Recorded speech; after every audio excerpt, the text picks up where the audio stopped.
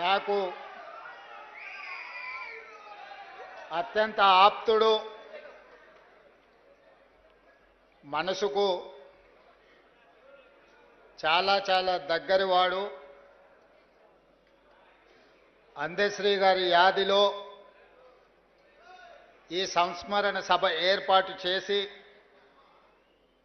నాతో పాటు కాంగ్రెస్ పార్టీ అధ్యక్షుల్ని, సహచర మంత్రివర్గ సభ్యుల్ని,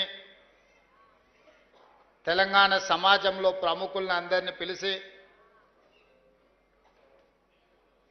కవులను, గాయకులను, ఉద్యమకారులను, మా దళిత సోదరులను అందరినీ కూడా ఈ కార్యక్రమంలో పాల్గొనే విధంగా ఏర్పాటు చేసిన పెద్దలందరికీ మనస్ఫూర్తిగా అభినందనలు తెలియజేస్తున్నా. మిత్రులారా, తెలంగాణ సమాజం చైతన్యవంతమైన సమాజం. ఎంత అమాయకంగా కనిపిస్తుందో అవసరమైనప్పుడు అంతే పోరాట పటిమను ప్రదర్శిస్తుంది. రాచరికం కానీ, ఆధిపత్యం కానీ హద్దు దాటినప్పుడు ఈ తెలంగాణ నేలను చెరబట్టాలని, ఈ తెలంగాణ ప్రజల మీద ఆధిపత్యాన్ని చెలాయించాలనుకున్నప్పుడల్లా ఈ గడ్డ మీద పుట్టిన బిడ్డలైన కవులు, కళాకారులు తమ గళాన్ని, తమ గజ్జెను, తమ దుప్పటికి దుమ్ము దులిపి దిగంతాలకు తరిమిన చరిత్ర ఈ తెలంగాణ నేలకుంది. ఆనాడు నిజాం ప్రభువులు ప్రపంచంలోనే ఆగర్భ శ్రీమంతుడుగా ఈ గడ్డ మీద ఆధిపత్యాన్ని శాశ్వతం చేసుకోవడానికి ఈ భూమిని చెరబట్టడమే కాకుండా దళితులను, గిరిజనులను, బలహీన వర్గాల మీద తను ఆధిపత్యం చెలాయించాలనుకున్నప్పుడు ఆ చెలాయిస్తున్న సందర్భంలో బండెనక బండి కట్టి ఏ బండిలో పోతారో నిజాము సర్కారోడా అని బండి యాదగిరి గలం విప్పితే నిజాం సర్కారు పీఠమే కదిలింది. అదేవిధంగా ఉమ్మడి రాష్ట్రంలో సీమాంధ్రకు సంబంధించిన సమైక్యవాదులు ఈ తెలంగాణ మీద ఆధిపత్యం చెలాయిస్తున్నప్పుడు ఓ గద్దరన్న, ఓ గూడ అంజన్న,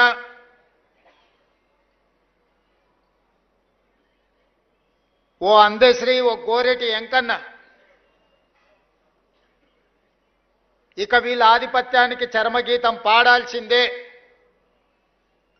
ఈ తెలంగాణ భూమికి విముక్తి కలిగించాల్సిందే అని చెప్పి మలిదశ తెలంగాణ ఉద్యమానికి పునాదులు వేసింది. అందులో భాగంగానే బడికి వెళ్ళని, బడి ముఖమే చూడని అందశ్రీ అన్న జయ జయ హే తెలంగాణ ముక్కోటి గొంతుకలను ఏకం చేసి ఈ తెలంగాణ ఉద్యమాన్ని ఉవ్వెత్తున నడిపితే ఈ తెలంగాణ రాష్ట్ర కళ నిజమైంది. ఉస్మానియా, కాకతీయ యూనివర్సిటీలనే కాదు, ప్రపంచంలో ఏ మూలన ఉన్నా తెలంగాణ గుండెకు జయ జయ హే తెలంగాణ గీతాన్ని చేర్చి ఒక ఉద్యమ స్ఫూర్తిని రగల్చిన గొప్ప తెలంగాణ బిడ్డ అందశ్రీ. బడి ముఖమే చూడని సహజ కవి అందశ్రీ ప్రతి బడిలో ఈనాడు జయ జయ హే తెలంగాణ పాడుకునేంత గొప్ప ప్రభావాన్ని ఈ తెలంగాణ సమాజానికి అందించిండు. బాధతో, ఉద్వేగంతో నేను ఈ మాట చెప్తున్నా. వచ్చిన తెలంగాణ రాష్ట్రంలో స్ఫూర్తిని నింపి తెలంగాణ రాష్ట్రాన్ని సాధించిన జయ జయ హే తెలంగాణకు అధికారిక హోదా లభిస్తుంది అని ఈ వేదిక మీద ఉన్నోళ్లే కాదు 4 కోట్ల తెలంగాణ ప్రజలు ఆకాంక్షించారు. జరిగిన ఉద్యమంలో అత్యంత కీలక పాత్ర. ఏ వేదిక గట్టినా, ఏ ధూమ్ధాము పాడినా అందశ్రీ పాట లేకుండా, అందశ్రీ లేకుండా తెలంగాణ ఉద్యమం జరగలేదు.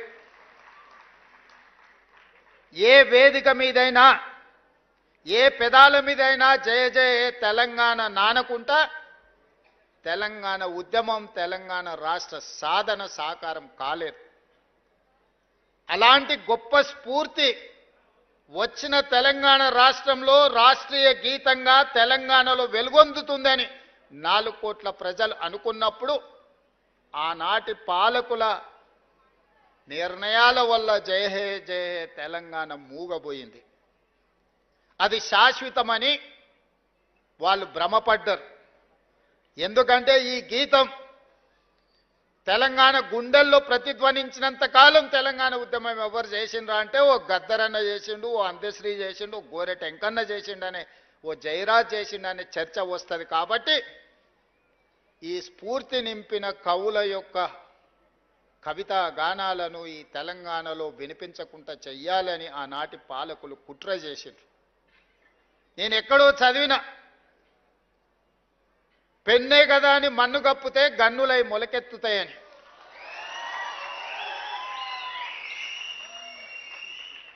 కవి రాసే పెన్నుల మీద మన్ను కప్పితే అవి గన్నులై మొలకెత్తుతాయి, మీ గడీలను కుప్ప కూలుస్తాయన్న నినాదాన్ని, నిజాన్ని చేసిండు అందశ్రీ. 10 సంవత్సరాలు మూగబోయి ఉండొచ్చు మీ ఉద్దేశంలో, కానీ తెలంగాణ ప్రజల గుండెల్లో నిత్యం గానమై జయ జయ హే తెలంగాణ జనాలు పాడుకున్నారు. నేను చేసింది ఏమీ లేదు.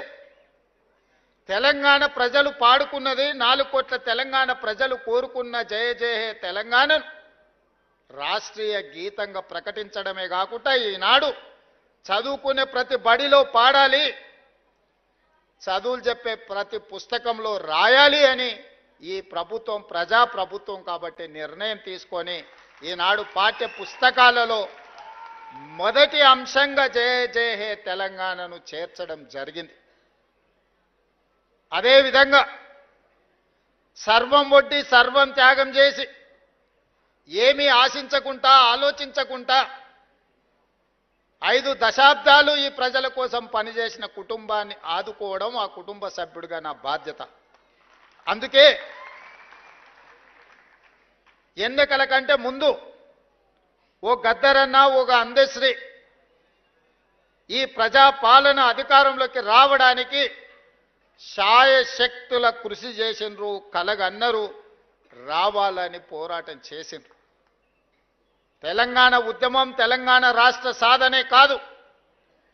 ఈనాడు నేను, మా మిత్రులు పెద్దలు దామోదర్ రాజనరసింహ గారు, అట్లూరి లక్ష్మణ్ గారు, లేదా ఉత్తమ్ కుమార్ రెడ్డి గారు ఎవరమైనా మంత్రులు, ముఖ్యమంత్రులు అయినము అని అంటే వాళ్ళు ఇచ్చిన స్ఫూర్తి, వాళ్ళు చేసిన పోరాటం ఎవరు కూడా మర్చిపోలేనిది. అందుకే ఒక గద్దరన్నను, ఒక అందశ్రీని ఈ ప్రభుత్వ పెద్దలకు ఒకవేళ అనుకోని అకాల మరణం వస్తే ఏ విధంగా ప్రభుత్వ పెద్దలను ఆదుకుంటామో ఈ తెలంగాణ సమాజానికి పెద్దలైన గద్దరన్నను, అందశ్రీని ఈ ప్రభుత్వం ఆదుకుంటుంది, భవిష్యత్తులో అండగా నిలబడుతుంది అని చెప్పి అభిమానులందరికీ నేను చెప్పదలుచుకున్నా. అందుకే వారి కుటుంబానికి ఉద్యోగం ఇచ్చినా, వారి స్మృతివనం కట్టాలనుకున్నా వారు రాసిన నిప్పుల వాగు ప్రతి లైబ్రరీలో ఉండే విధంగా ఈనాడు ప్రభుత్వం చర్యలు చేపట్టింది. భవిష్యత్తులో కూడా ఆ కుటుంబాలను ఆదుకుంటుంది. ఇదే కాదు, ప్రభుత్వం వచ్చిన మొదటి సంవత్సరం పూర్తి చేసుకున్న సందర్భంలో 9 మంది తెలంగాణ ఉద్యమకారులను, కవులను, గాయకులను సచివాలయం సాక్షిగా వాళ్ళని సన్మానించుకోవడమే కాదు, వాళ్ళను గుర్తించాలి, వాళ్ళను ఆదుకోవాలన్న ఉద్దేశంతో 300 గజాల ఇంటి స్థలాన్ని, ఎందుకంటే వీళ్ళందరూ నిలువ నీడ లేకుండా, ఒకవేళ నీడ ఉన్నా ఆ నీడను తెగనమ్మి తెలంగాణ ఉద్యమంలో వాళ్ళు భాగస్వాములు అయినరు. ఈరోజు వయసు ఉడిగిపోయింది, తిరిగి సంపాదించాలన్న సంపద ఎట్లుంటుందో సంపాదించడం ఎలాగో తెలియలేనంతగా ప్రజలలో మమేకమైపోయిన ఆ 9 కుటుంబాలను ఈరోజు ప్రభుత్వం గుర్తించి వాళ్ళని ఆర్థికంగా ఆదుకోవడమే కాకుండా వాళ్లకు ఇళ్ల పట్టాలు ఇళ్లకు స్థలం ఇవ్వాలని అనుకున్నాం. ఈనాడు ఆ 9 మందికి 300 గజాలు ఒక్కొక్కరికి ఇవ్వడమే కాదు, వాళ్ళ కుటుంబ సభ్యులు ఆత్మగౌరవంతో బ్రతికే విధంగా భారత్ ఫ్యూచర్ సిటీలో అద్భుతమైన ఇండ్లను కట్టించి వాళ్ళకు ఒక రక్షణ, వాళ్ళకు ఒక నమ్మకం కలిగించడానికి మా ప్రభుత్వం చేస్తుంది. ఆ బాధ్యతను మా పెద్దలు దామోదర్ రాజనరసింహ గారు తీసుకోవాల్సిందిగా నేను వారికి సూచన చేస్తున్నా. తప్పకుండా ఆ కార్యక్రమాన్ని తీసుకుంటాం. అదేవిధంగా దళితుల గురించి గ్రామీణ ప్రాంతం నుంచి వ్యవసాయ కుటుంబం నుంచి వచ్చిన నాకు సంపూర్ణమైన అవగాహన ఉంది. మా భూములు దుక్కి దున్నినా, మా పొలాలలో పంట పండినా, మేము మోతుబరి రైతులుగా సమాజంలో గుర్తింపు పొందిన మా గ్రామంలో ఉన్న దళితులు 100% మాకు అండగా నిలబడ్డారు. కాబట్టే మేము మా గ్రామాలలో రాణించినాం. మీరందరూ ఆశీర్వదించారు కాబట్టే ఈనాడు తెలంగాణ రాష్ట్రానికి ముఖ్యమంత్రినైన విషయాన్ని ఏ వేదిక మీదైనా చెప్పుకోవడానికి నాకేం బేసిజం లేదు. అందుకే అది వర్గీకరణ కావచ్చు, ఇతర విషయాలు కావచ్చు, ఎన్నో రకాల ఒడిదుడుకులు వచ్చిన మా నరసింహులన్న చంద్రబాబు నాయుడు గారితో ఉన్నప్పుడు మొట్టమొదట వర్గీకరణ అమలు చేయించాడు. దేశానికి ఒక మార్గాన్ని ఆ రోజు ఏర్పాటు చేశారు. తర్వాత ఎన్నో అంశాల ప్రాతిపదికన అది మరుగున పడిపోయింది. కానీ ఈనాడు మీ సోదరుడు తెలంగాణ రాష్ట్ర ముఖ్యమంత్రిగా ఈ దేశంలోనే అమలు చేసింది మన రాష్ట్రమే. మీ సోదరుడే. ఇప్పటివరకు ఏ రాష్ట్రంలో కూడా వర్గీకరణను అమలు చెయ్యలేదు. తూచా తప్పకుండా సాంకేతిక న్యాయపరమైన లోపం లేకుండా 100% మీ అందరి సహకారంతోనే ఈరోజు మీ జాతుల మధ్యలో ఉన్న వైరాన్ని శాశ్వతంగా తొలగించాలి. తాత్కాలికంగా ఎవరికైనా బాధనో దుఃఖమో ఉన్నా శాశ్వతంగా ఇది మిమ్మల్ని అందరినీ ఏకం చేస్తుందన్న ఆలోచనతోనే ఏకం చేయాలన్న ఉద్దేశంతో 100% వర్గీకరణను అమలు చేస్తే మొన్న ఎప్పుడూ చదువుకొని డాక్టర్ అనే చదువులోనే జాయిన్ కానీ సామాజిక వర్గానికి సంబంధించి చాలామంది డాక్టర్లుగా మొదటిసారి వచ్చిందని దామోదర్ రాజనరసింహ గారు చెప్పినప్పుడు నాకు సంతోషం కలిగింది. ఈ వర్గీకరణ చిన్న చిన్న ఉద్యోగాలు మీకు తెచ్చిపెట్టడం కాదు. మీరు డాక్టర్లుగా, లాయర్లుగా, ఇంజనీర్లుగా, గొప్ప సైంటిస్టులుగా, ఐఏఎస్లుగా, ఐపీఎస్లుగా రాణించి ఈ రాజ్యంలో, ఈ పరిపాలనలో మీరు భాగస్వాములు కావాలి. తెలంగాణ పునర్నిర్మాణంలో మీరు నిలబడాలి అని నేను 100% విశ్వసించి ముందుకు తీసుకెళ్ళిన. ఇదే కాదు మిత్రులారా, నా మంత్రివర్గంలో 4 దళితులు మంత్రులు ఉన్నారు. స్పీకర్ దళితుడు ఉన్నాడు. ఉమ్మడి రాష్ట్రంలో కూడా 4కి ఇవ్వలేదు. ఇవాళ తెలంగాణలో రెట్లు 3 ఉంటే దళితులు 4 ఉన్నారు మంత్రివర్గంలో. స్పీకర్ ఉన్నారు. 17% జనాభా మీరుంటే 27% మంత్రివర్గంలో ప్రాతినిధ్యం దళితులకు ఈరోజు అందించిన గిరిజనులకు కాకుండానే దళిత సామాజిక వర్గానికి ఈరోజు ఇవన్నీ చేసినాం. దీనికి ప్రధానమైన కారణం శ్రీమతి సోనియా గాంధీ, రాహుల్ గాంధీ గారు మీ పట్ల ప్రేమతో ఉన్నారు, దయతో ఉన్నారు కాబట్టే ఇవన్నీ చేయగలిగినాం. అందుకే మిత్రులారా, చాలా అంశాలు మాట్లాడేది ఉన్నది, తీసుకోవాల్సిన నిర్ణయాలు ఉన్నాయి. యాదగిరి అన్న చేసిన సూచన, నరసింహులు గారు చేసిన సూచన, ఇతర సూచనలు అన్నిటి మీద కూడా వారు సూచించినట్టుగా ఒక ప్రత్యేక సమావేశాన్ని ఏర్పాటు చేస్తాను. రీసెర్చ్కు సంబంధించి మా ఊరోడు మా కాసిం కూడా సూచన చేసిండు. తప్పకుండా ఆ సూచనల నేపథ్యంలో ఒక ప్రత్యేక సమావేశాన్ని ఏర్పాటు చేసి మీరిచ్చిన సూచనల మీద ప్రభుత్వం ఏ రకమైన నిర్ణయం తీసుకోవాలనో తప్పకుండా తీసుకుంటుంది. చివరగా ఒకే ఒక్క మాట, ఎన్ని వజ్రాలున్నా కోహినూరు వజ్రానికి పోటీ లేదు. దశాబ్దాలే కాదు శతాబ్దాలు గడిచినా వజ్రాల గురించి చర్చించాల్సి వచ్చినప్పుడు కోహినూరు వజ్రాందే మొదటి స్థానం. కవులు, కళాకారులు ఎంతమంది ఉన్నా, ఎవరి గురించి చర్చించినా